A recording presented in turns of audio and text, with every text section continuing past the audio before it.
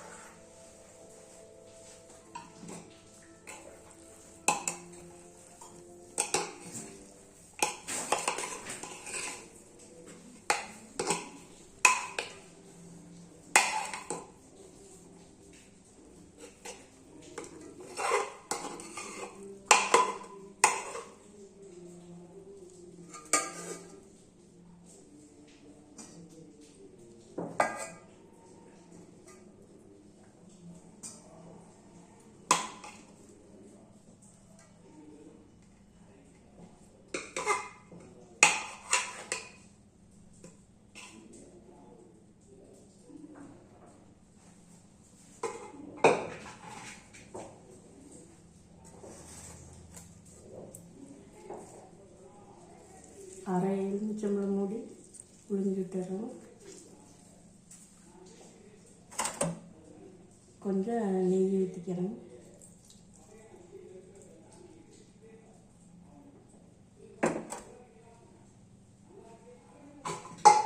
ஊற்றிட்டு 2 குக்கரில் வச்ச பிரியாணி நல்லா கலக்கி விட்றேன்.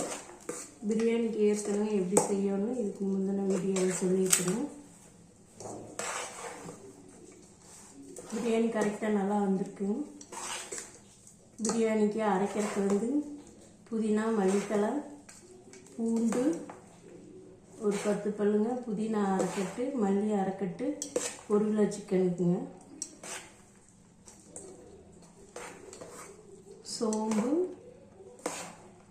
பூண்டு, இஞ்சி, கருவேப்பிலை, புதினா, மல்லித்தழை இதெல்லாம் பொடியாக நறுக்கி மல்லித்தலையெல்லாம் மிக்சியில் அரைச்சி வச்சுக்கணும்.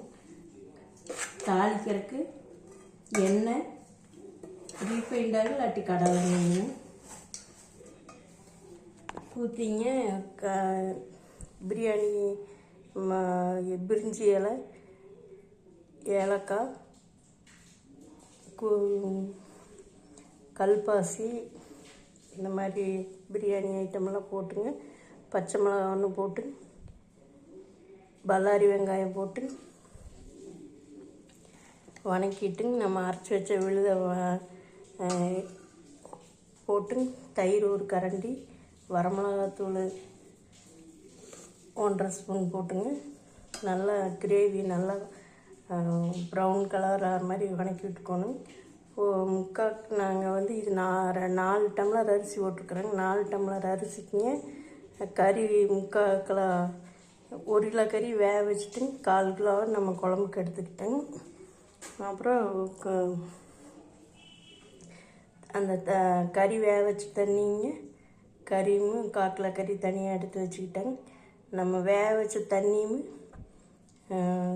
சாதா தண்ணிங்க 1 டம்ளருக்கு 1.5 டம்ளர் தண்ணி ஊற்றி இந்த மாதிரி சின்ன குக்கரில் வச்சோம்னா கொஞ்சம் அடி பிடிக்காதுங்க. சில்வர் குக்கரு வேறு எதில் வச்சாலும் கொஞ்சம் அடி பிடிக்கும். இதே லைட்டாக அடி பிடிச்சிருந்ததுங்க, லேசாக தான் இருக்குங்க. சில்வர் குக்கர்லன்னா ரொம்ப பாத்திரம் கழுவ முடியாத அளவுக்கு அடி பிடிச்சிருங்க. இப்போ வந்து கரெக்டாக வந்துடுச்சுங்க. 4 டம்ளர் அரிசிங்க, ஒரு 3/4 கிலோ அரிசிங்க, 3/4 கிலோ சிக்கன் இருக்குங்க. இவ்வளோதாங்க. அந்த கிரேவி வணக்கி விட்டுங்க. வெறும் கறி மட்டும் அரிச்சு எடுத்து அந்த கிரேவியில் நல்லா உப்பெல்லாம் போட்டு வணக்கி விட்டுங்க. நம்ம தண்ணி ஒரே இதாக வைக்கிறதுன்னா பெரிய பாத்திரத்தில், இந்த பாத்திரத்துலேயே வைப்பாங்க. அதுக்கு வந்து தண்ணி 1 டம்ளருக்கு 3 டம்ளர் தண்ணி ஊற்றி நம்ம கிரேவியில் வணக்கி இதே மாதிரி கொதிக்க வச்சுங்க. வேகமாக கொதிச்ச முன்னாடி சிம்மில் வச்சு கலக்கி விட்டுட்டு எடுத்து மூடி திறந்து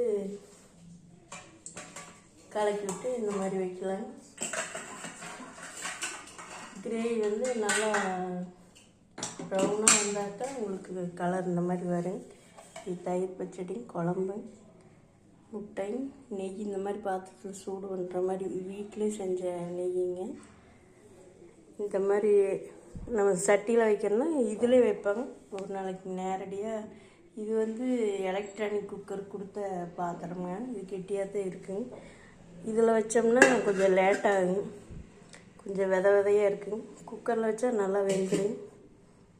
அவ்வளோதாங்க, சிக்கன் பிரியாணி ரெடிங்க.